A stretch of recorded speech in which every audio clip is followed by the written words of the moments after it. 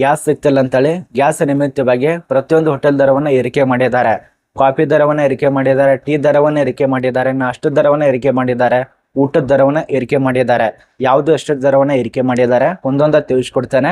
ಹೊರಗಡೆ ಏನಾದ್ರು ಕೆಲ್ಸಕ್ಕೆ ಹೋಗ್ತಿತ್ತಂದ್ರೆ ಪ್ರತಿನಿತ್ಯವಾಗಿ ಹೋಟೆಲ್ ಊಟನೇ ಸೇವನೆ ಮಾಡ್ತಿತ್ತಂದ್ರೆ ಮನೆಯಿಂದ ಕಟ್ಕೊಂಡು ಹೋಗೋದು ತುಂಬಾ ಒಳ್ಳೇದು.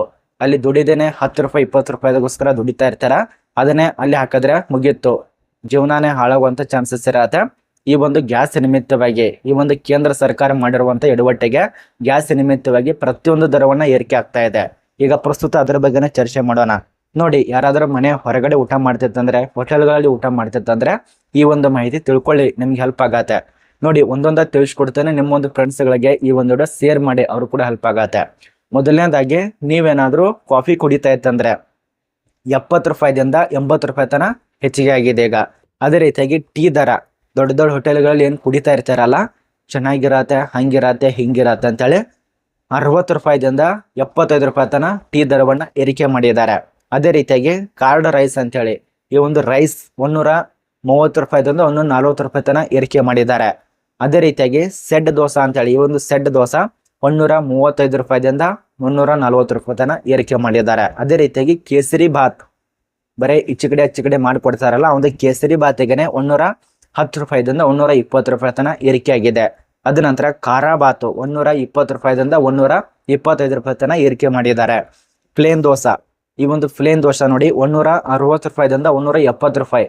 ಆ ಒಂದು ಹೋಟೆಲ್ದಲ್ಲಿ ತಿಂದ್ರೆ ಏನ್ ಸಿವಿನ್ ಇರೋದಿಲ್ಲ, ರುಚಿ ಇರೋದಿಲ್ಲ, ಬರೇ ಅವರೊಂದು ಹೋಟೆಲ್ಗಳು ಎದ್ರ ಸಲುವಾಗಿ ಇಟ್ಟಿರ್ತಾರಪ್ಪ ಅಂದ್ರೆ ಆ ಒಂದು GST, ಈ ಒಂದು GST ಅದನ್ನ ಇದನ್ನ ಮಿಕ್ಸ್ ಮಾಡಿ ನಿಮ್ಗೆ ಕೊನೆಯಲ್ಲಿ ಲಿಸ್ಟ್ ಕೊಡ್ತಾರಲ್ಲ, ಅವಾಗ ಗೊತ್ತಾಗತ್ತೆ. ಆ ಒಂದು ಹೋಟೆಲ್ಗಳಲ್ಲಿ ತಿನ್ನೋಕ್ಕಿಂತ ಸೈಡ್ಗಳಲ್ಲಿ ಎಲ್ಲಾದ್ರೂ ಒಂದು ಗಾರ್ಡನ್ ನಿಂತಿರ್ತಾರ ನೋಡಿ, ಅಲ್ಲಿ ಹೋಗಿ ತಿನ್ನಿ ಬೆಸ್ಟ್. ಆ ಒಂದು 5 ಸ್ಟಾರ್ ಹೋಟೆಲು ದೊಡ್ಡ ದೊಡ್ಡ ಹೋಟೆಲ್ ತಿನ್ನೋಕ್ಕಿಂತ ರುಚಿಗಿಂತ ಇವೇನ್ ಸಣ್ಣ ಹೋಟೆಲ್ಗಳು ಸಣ್ಣ ಬೀದಿಯಲ್ಲಿ ಇಟ್ಟಿರ್ತಾರಲ್ಲ ಅಲ್ಲಿ ತಿನ್ನೋದ್ರೇನು ಒಳ್ಳೇದು. ಅಲ್ಲಿ ಮತ್ತೆ ರೇಟ್ ಕೂಡ ಕಡಿಮೆ ಇರತ್ತೆ. ಅರ್ಥ ಮಾಡ್ಕೊಳ್ಳಿ. ಈ ಒಂದು ದೊಡ್ಡ ದೊಡ್ಡ ಹೋಟೆಲ್ ಅಂತ ಏನ್ ಹೋಗ್ತಿರಲ್ಲ ಅಂದ್ರೆ ಸ್ಟೇಟಸ್ ತೋರಿಸೋ ಸಲುವಾಗಿ ಅಲ್ಲಿ ಊಟ ಚಲೋ ಇರಲ್ಲ. ಅರ್ಥ ಮಾಡ್ಕೊಳ್ಳಿ, ಊಟ ಚಲೋ ಇರೋದಲ್ಲ, ಹೊಟ್ಟಿ ಕೆಡ್ತಾ ಇರತ್ತೆ, ಜಾಸ್ತಿ ಸೋಡಾ ಹಾಕಿರ್ತಾರೆ. ಅವರು ನಿಮ್ಮೊಂದು ಹೊಟ್ಟೆ ನೋಡಲ್ಲ, ನೀವ್ ಯಾವ ರೀತಿ ತಿಂತಿರಲ್ಲ ಅದನ್ನ ನೋಡಲ್ಲ. ಅವ್ರು ನೋಡೋದು ನಿಮ್ ಜೇಬು ಹಣ ಲೂಟಿ ಮಾಡೋದು ಅಷ್ಟೇ. ಈಗ ಪ್ರಸ್ತುತನೇ ಎಲ್ಲ ಅದೇ ಆಗ್ಬಿಟ್ಟಿದೆ, ಅರ್ಥ ಮಾಡ್ಕೊಳ್ಳಿ. ಅದೇ ರೀತಿಯಾಗಿ ಮಸಾಲ ದೋಸೆ ಅಂತೇಳಿ 160 ರೂಪಾಯಿದಿಂದ 170 ರೂಪಾಯಿ ತನ ಏರಿಕೆ ಮಾಡಿದ್ದಾರೆ. ಎನ್ನದ ನಂತರ ಫಂಗಲ್ 120 ರೂಪಾಯಿದಿಂದ 140 ರೂಪಾಯಿ ತನ ಏರಿಕೆ ಆಗಿದೆ. ಪೂರಿ ಅಂತೇಳಿ ಏನ್ ತಿಂತಿರಲ್ಲ, ಪೂರಿ ಮುಂಜಾನೆ ಮೈದಾ ಹಿಟ್ಟು, ಅದಂದ್ರೂ ಭಾಳ ಡೇಂಜರ್. ಪೂರಿ ಅಂತ 140 ರೂಪಾಯಿದಿಂದ 145 ರೂಪಾಯಿ ತನ ಏರಿಕೆ ಆಗಿದೆ. ರೈಸ್ ಇಡ್ಲಿ ಇದು 165 ರೂಪಾಯಿದಿಂದ 70 ರೂಪಾಯಿ ತನ ಏರಿಕೆ ಆಗಿದೆ. ವಡಾ 85 ರೂಪಾಯಿದಿಂದ 90 ರೂಪಾಯಿ ತನ ಏರಿಕೆ ಆಗಿದೆ. ಮಿಸ್ ಶಾವ್ಗೆ ಬಾತ್ ಇದಂತೂ ದೊಡ್ಡ ಫೇಮಸ್ ನಿಮಗೆ ತಿನ್ನೋದಕ್ಕೆ.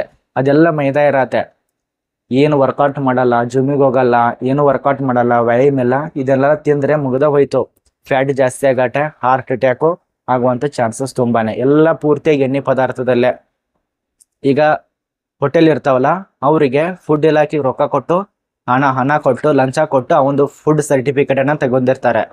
ಪ್ರತಿ ಏನ್ ಹಾಕಿದ್ರು ಕೂಡ ವಿಚಾರ ಮಾಡಲ್ಲ ಅವರು. ಇಲಾಖೆಗೆ ಹೇಳಿದ್ರೆ ಅಮೌಂಟ್ ಕೊಟ್ಟಿರ್ತಾರಲ್ಲ, ಅವ್ರೇ ವಿಚಾರ ಮಾಡ್ತಾರೆ. ಜನ ತಿಂದು ಸಾಯ್ಲಿ, ಜಾಸ್ತಿ ಜನ ಆಗಿದ್ದಾರೆ ಭಾರತದಲ್ಲಿ, ಅದನ್ನೇ ಜಾಸ್ತಿ. ಮತ್ತು ನೀವಂತರೂ ಬಿಡ್ತಾರೆ, ಎಲ್ಲಿ ರುಚಿ ಕಾಣಿಸುತ್ತೆ. ದೊಡ್ಡ ದೊಡ್ಡ ಸ್ಟೇಟಸ್ ತೋರಿಸೋ ಸಲುವಾಗಿ ದೊಡ್ಡ ದೊಡ್ಡ ಹೊಟ್ಟಿಗೆ ಹೋಗೋದು. ಸಣ್ಣ ಬಾಜುಕದಲ್ಲಿ ಪಾಪ ಮಾಡ್ತಿರ್ತಾರೆ ಅವ್ನಿಗೆ ಗಾಡದಲ್ಲಿ, ಅಲ್ಲಿ ಹೋಗ್ತೀನಿ, ಮಸ್ತ್ ಇರತ್ತೆ. ಆದಷ್ಟು ನೋಡ್ಕೊಳ್ಳಿ. ಇನ್ನು ಕೊನೆಯದಾಗಿ ಸ್ಪೆಷಲ್ ಮೀಲ್ಸ್ ಅಂತೇಳಿ 390 ರೂಪಾಯಿದಿಂದ 410 ರೂಪಾಯಿ ತನ ಏರಿಕೆ ಆಗಿದೆ.